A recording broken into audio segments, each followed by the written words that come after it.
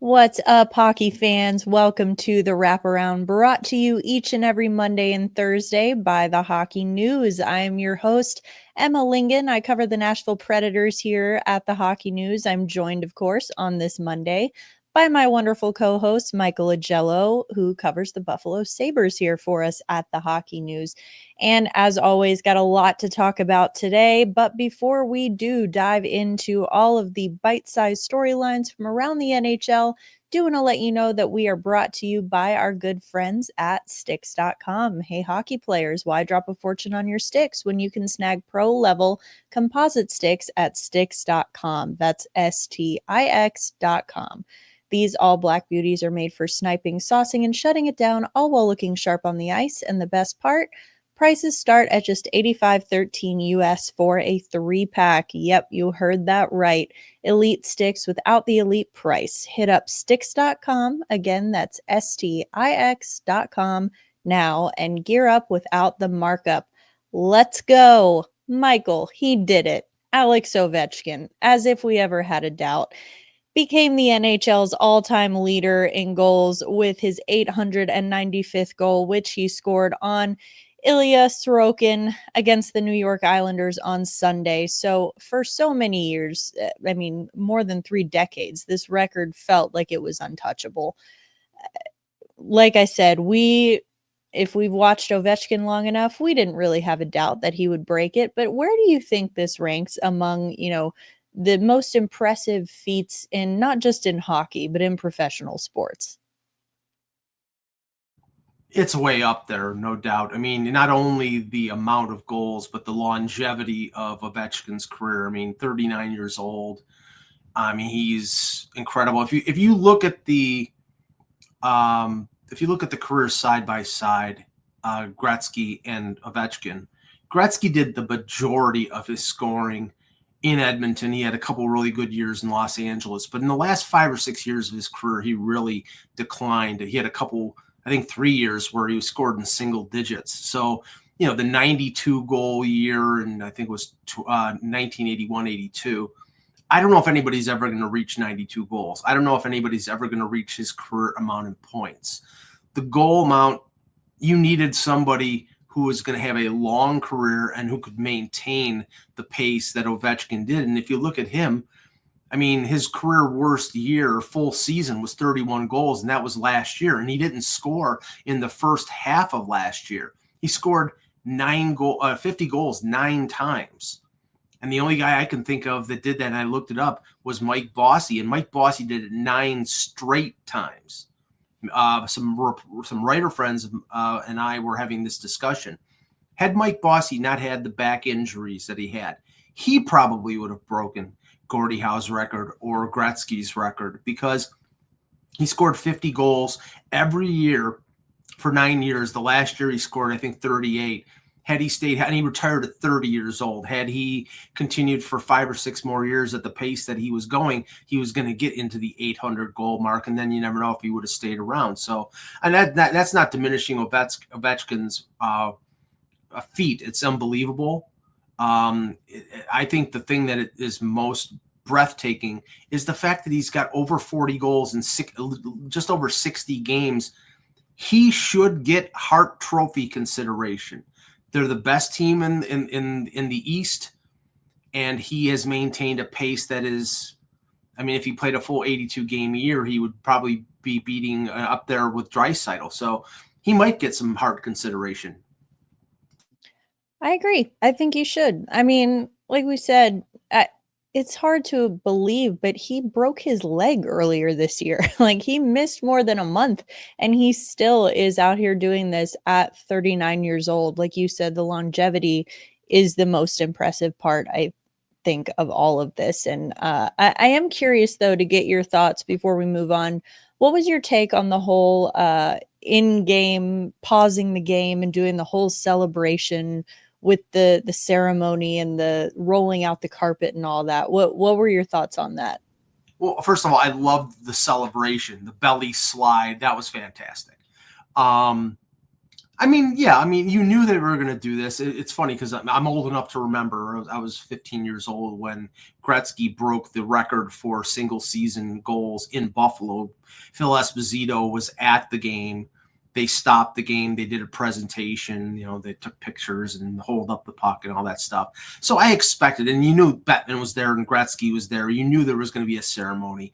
So I expected it, and I think it was justified. I mean, it's not every day that you break the all-time goal record. I don't know if they did it for Barry Bonds in baseball. I would have had problems with it because we know why Barry Bonds broke the record. But here, this is a clean record in that sense.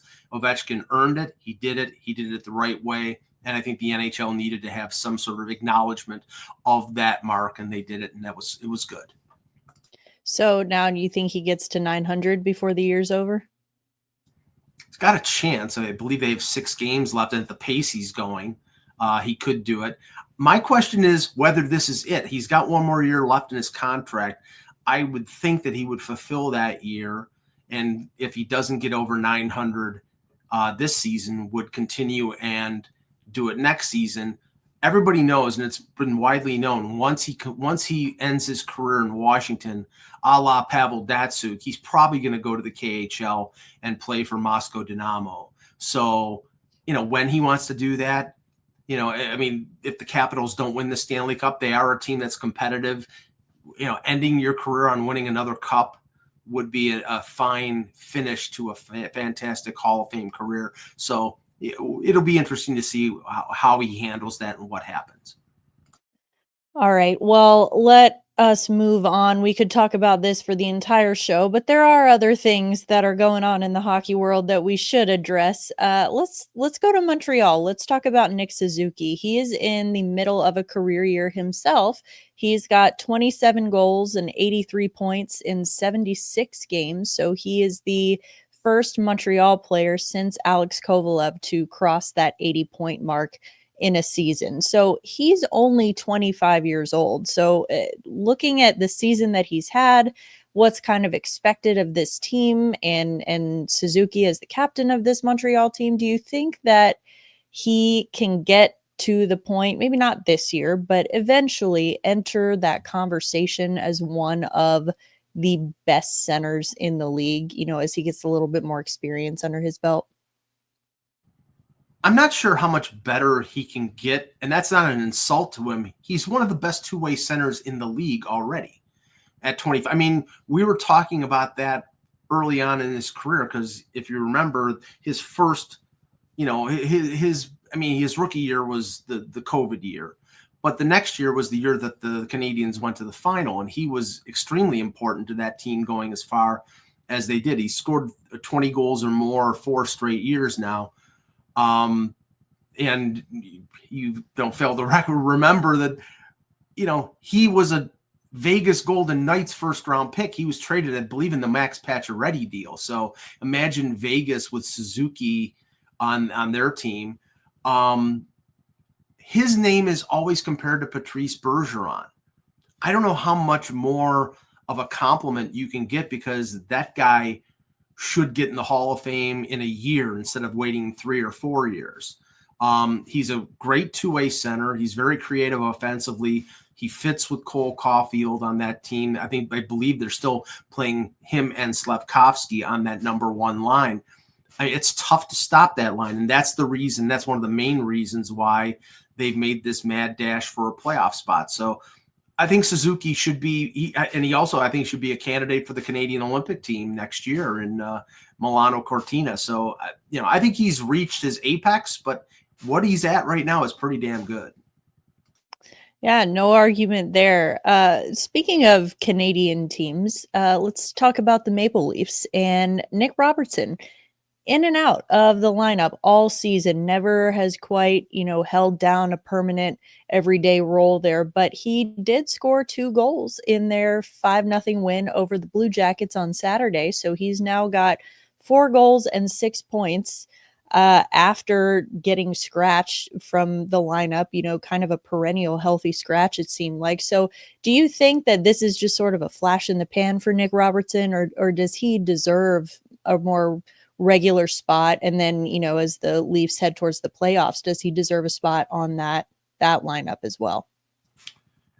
It's really tough for Nick Robertson because he doesn't really fit the role that is remaining for him, or that is, I mean, he's not going to play in the top two lines with the Leafs. He has the skill to do it.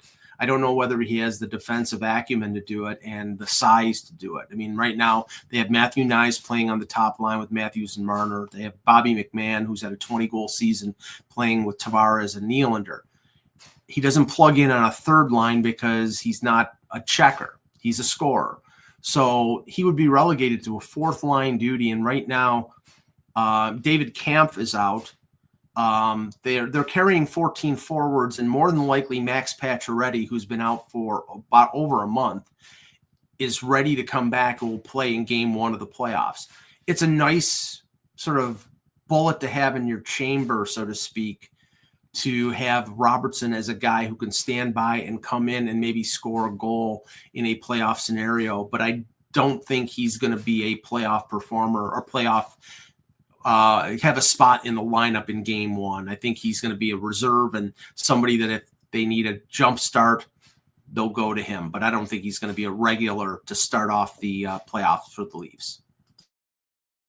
Well, one team that will not be in the playoffs this year is the team that I cover, the Nashville Predators, here at the Hockey News. They do at this point seem destined for a top 5 pick in the draft, potentially at this rate, even a top 3 pick. They also have 3 first-round picks this year. They've got their own, and then they've also got Tampa and Vegas's first-round picks in the 2025 draft. So certainly, I have some perspective on this, which I will gladly share in a moment. But Michael, I'm curious, as an outside perspective, is there any, when you look at Nashville as a whole, what is the biggest need, you think, position-wise? And then beyond that, are there any specific prospects in this year's draft class when you're looking at the top 3, top 5 that you think would be a good fit for Nashville? Well, I mean, if you look at, and you know this, if you look at the Predators and who they've drafted over the last few years, with the exception of Tanner Molendyk, it's been forwards. Wood, Surin, Teddy Stiga, Kemmel. It's mostly been forwards.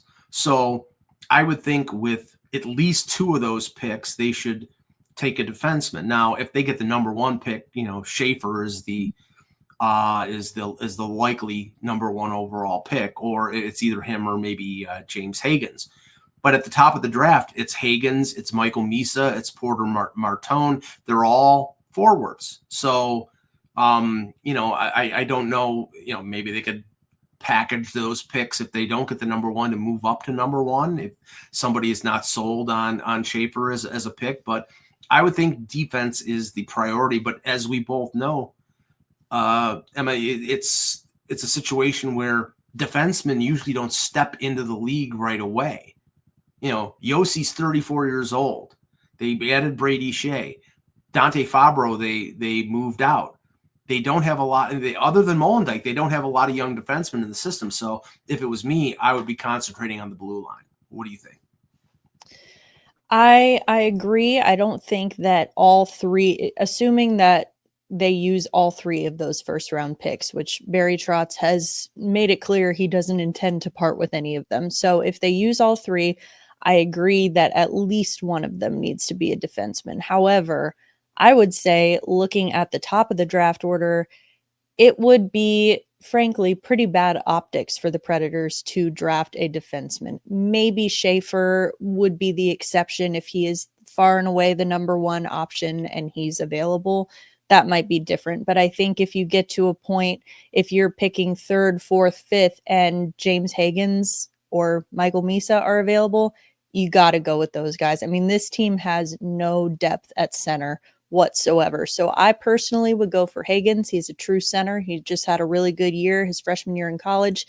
I think that he could make a more immediate impact. You mentioned, yes, there's Molendyke in the system on the blue line. They also traded for Andrew Gibson last year. So like they have some pieces there on the blue line. Barry Trotz has also said he wants to focus on either trading or signing a more veteran right shot defenseman in the offseason. So I feel like they could address that there. But I agree with you. There's no area except maybe goaltending where I would say that they are set and they don't need anything. But I think personally, just from an optics perspective, I think they've got to go for a center. And my pick for that would be Higgins, of course, if he is available. All right. Of course, as I mentioned, Predators not in the playoff mix this year. One team that is, though, in the Central Division are the mighty Colorado Avalanche. And a big part of that has been Brock Nelson. He's fit in really nicely with the Avs ever since he arrived there at the trade deadline. He's got 11 points in 15 games, despite the fact that he's actually averaging less ice time per game with the Avalanche than he was with the Islanders, about 2 minutes less per game. So he's 33 years old. He's obviously a UFA after this year, after this season. What do you think happens with him? Do you think he stays with the Avalanche, or do you think that he hits free agency and lands somewhere else? Looking at the Avalanche, I mean, they're a team that you would think that most players would want to stay with. There were a lot of rumors before Nelson was traded by the Islanders that he probably was going to end up in Minnesota, where he's from. And the Wild will have a lot of cap space because of the Parise and Suter dead money dropping off. But if he's looking at the situation there, playing behind Nathan MacKinnon, I mean, that's not a bad place to be. I think it would, depend on his success in the playoffs, and it would also depend on the term that he's looking for and and a cap hit that's reasonable. If he takes a 2 or at most 3-year deal, being 33 years old, I think that the Avalanche would go with that. I mean, one of the things they have to factor in is they've got 2 big contracts coming up next year. Neckish or Martin Necas, his contract is up, and Makar is coming up pretty soon as well. Those are big ticket items. So I don't think they can lock themselves into a veteran player for too much money. But from the Nelson perspective, to stay with the Avalanche, a team that's going to compete for a Stanley Cup after being with the Islanders and getting close a couple times, it might be a good prospect for him to stay there. For sure. And speaking of teams that are going to be competing for a Stanley Cup this year, the Florida Panthers, the defending champions, did officially clinch their playoff spot over the weekend. And after they did that, they decided to rest Sam Reinhart, Sam Bennett, and Gustav Forsling on Sunday. They had a back-to-back, so they rested those guys on Sunday against the Red Wings. So yes, they've officially clinched a playoff spot. No one can take that away from the Panthers, but meanwhile, the Ottawa Senators are just 2 points back in the Atlantic for the third place spot in the division. So do you think the Panthers should be sweating that at all as far as where exactly they kind of rank in the division for the playoffs, or it doesn't really even matter because they've already booked their ticket? I had a chuckle when I heard Paul Maurice say, "Oh, we don't care who we're going to play in the playoffs." And then they sit all those players like they did against the Red Wings and say, let's see, we're 2 points ahead of the first wild card. If we fall in there, we avoid the team that has won 2 Stanley Cups in the last 5 years, has a goaltender in Andrei Vasilevsky, who's won a Vezina and who's probably the second best goalie in the NHL next to Hellebuck this year. And players that were on those cup-winning teams, or we would play the team that has the goalie that was our backup last year, that has a core group that has done nothing but choke in the playoffs. And if they lose one game at home, the media and the fan base in Toronto will eat them alive. Gee, I wonder who they want to play. Yeah, I think that they will I mean, you love the confidence, but at the same time, it's a little interesting that they're already choosing to rest some players in these games down the stretch. So we shall see what becomes of all of that. Over in the West, the Kings beat the Oilers 3-0 on Saturday. Of course, we have talked about this a lot. This is likely going to be a first round playoff matchup, as it has been for the last 2 seasons, I believe. So the Kings have won 2 of their 3 matchups against the Oilers this year, and they've got one more in the regular season before the playoffs. But, the Kings have been pretty hot lately. They've won 12 of their last 15 games. What do you think? Do you think this is the year that the Kings finally upend the Oilers in the playoffs if they meet there again this year? The Kings need home ice advantage. And if they don't get home ice advantage, I don't think they'll win this series. I think they're capable of winning it. I don't think the game on Saturday was determinative because there was no Draisaitl and there was no McDavid. When those guys are in the lineup, even at less than 100%, they can, make a big difference in the game. They have a 4-point lead over the Oilers right now with 6 games to go. I would think that that's not a deficit that is impossible to overcome. But, if the Kings, I think if they go 3-3 in the remaining 6 games, they'll hold on to that second place spot in the Pacific. And they absolutely have to have a chance to beat the Oilers. The Oilers are, what's the old expression? They're taking up space in their head. Well, because they've faced them, this will be the 4th year in a row, and they've lost 3 times. They need to get home ice advantage where they've only lost 4 times all year. And if they do get that, then I think they have a chance to beat the Oilers. But it's not impossible that Edmonton could take the series even with them having home ice advantage. Yeah, you never bet against a team that's got Connor McDavid and Leon Draisaitl on it. But I agree with you. There's definitely a chance. Anything could happen. It feels a little bit more wide open this year. All right, we got to talk about the hottest team in the NHL right now, and that is the St. Louis Blues. They have won 12 games in a row. They now have a 2-point lead over Minnesota for that top wildcard spot in the West. It's been quite a streak here for them late in the season. Do you think that this, I'm curious for your perspective on this. Do you think this is just a good, feel-good second half story, or is this Blues team a legitimate playoff threat? If I'm a team at the top of the Western Conference, this is the last team I want to play. If you have a choice between playing a wounded Minnesota Wild team with Kirill Kaprizov out, with a couple other of their players out, who've had a good season, but I mean, they're not red hot. They're just a decent, solid team. The Blues are red hot. Bennington coming out of the Four Nations has been fantastic. Robert Thomas has been playing well. Dylan Holloway was having a great season and then got injured, and it sounds like a serious injury. So that could pour a little cold water on them. But Emma, I don't know. I mean, if I'm Winnipeg, I don't want to face the Blues. I'd rather face Minnesota. What do you think?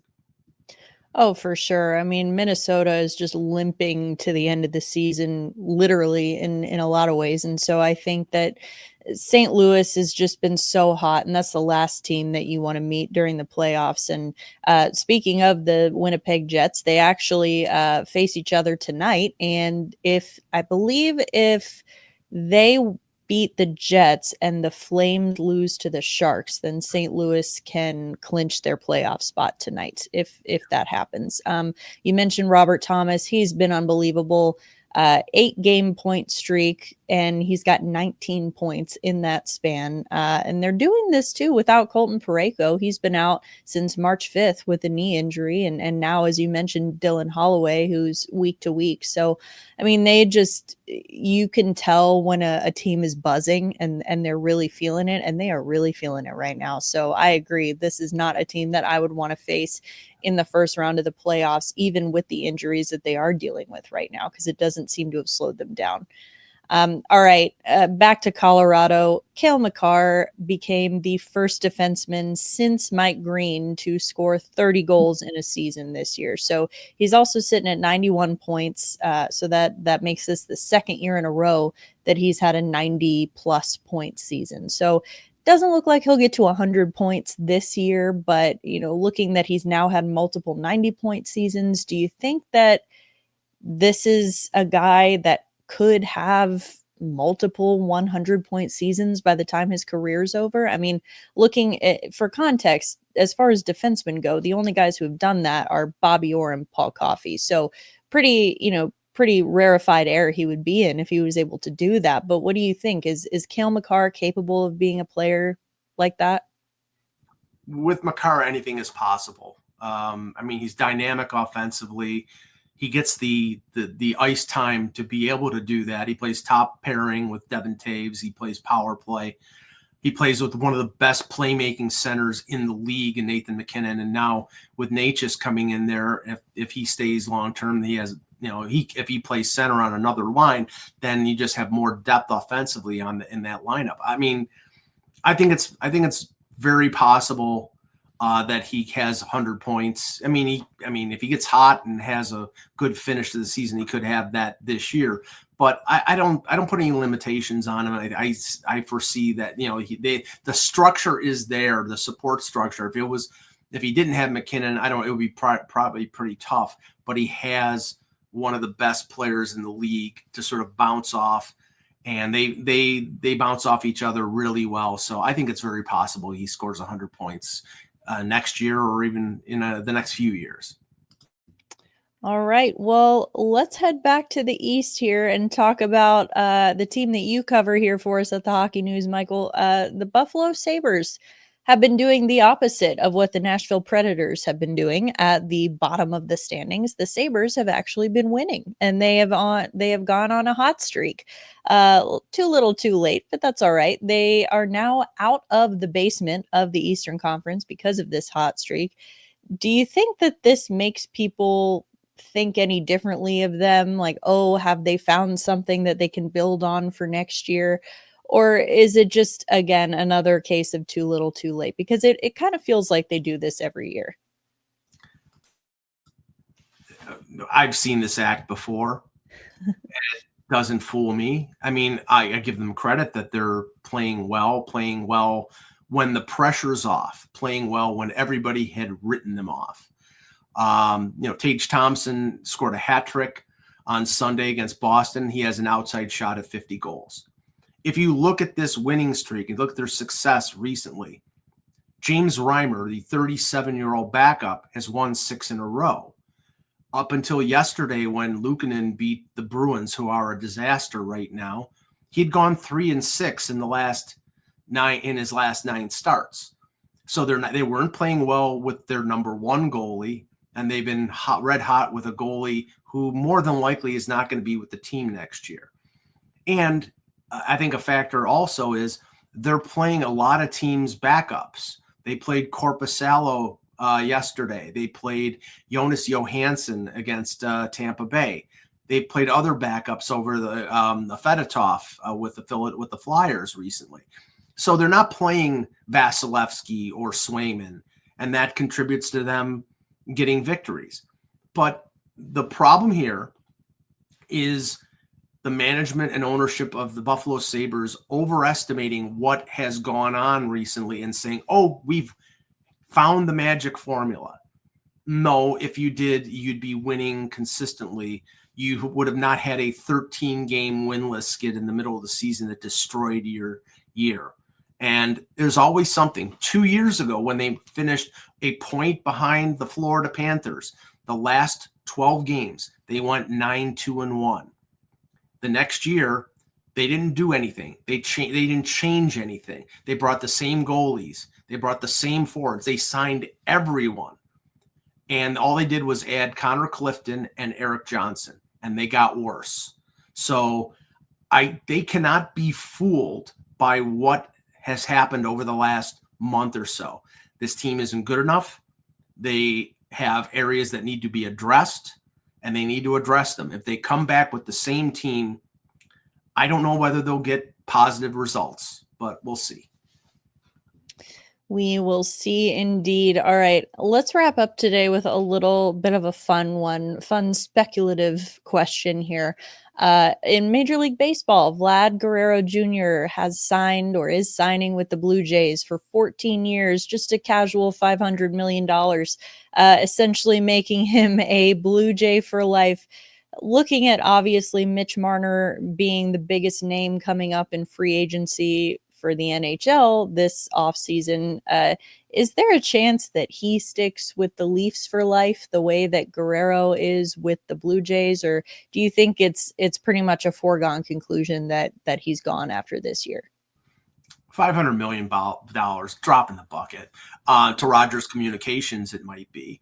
The difference here is that Major League Baseball has a luxury tax system and the NHL has the salary cap. And that is a factor with Mitch Marner because Darren Ferris, his agent, and they haven't come out and said anything, but it's widely been speculated that he wants Mitch Marner to make as close to or maybe more than Austin Matthews. And if that's the case, Mitch Marner will be playing elsewhere because I do not believe the Toronto Maple Leafs will pay Mitch Marner more than Austin Matthews, especially if he doesn't produce in the playoffs, which they need him to do. I mean, he's a great player. He's a great regular season player. He played wonderfully for Canada in the Four Nations. If the Leafs lose in the first round, I think Brendan Shanahan as team president is going to get fired, or they're not going to renew his contract because I think he's at the end of it, and there's going to be significant changes to the roster. And I don't know how they can make significant changes if they bring back that same core group for the 9th year in a row. So I don't know if it's up to Mitch. It may be up to Brad Treliving, the general manager, whether he comes back or not. Well, will be interesting storyline to keep an eye on nonetheless here. For now, though, that is going to do it for today's episode of The Wraparound. Thank you again, Michael. Always great insight from you. Thank you again to Stix.com for sponsoring us. We will be back with an all-new episode on Thursday. We'll see you then.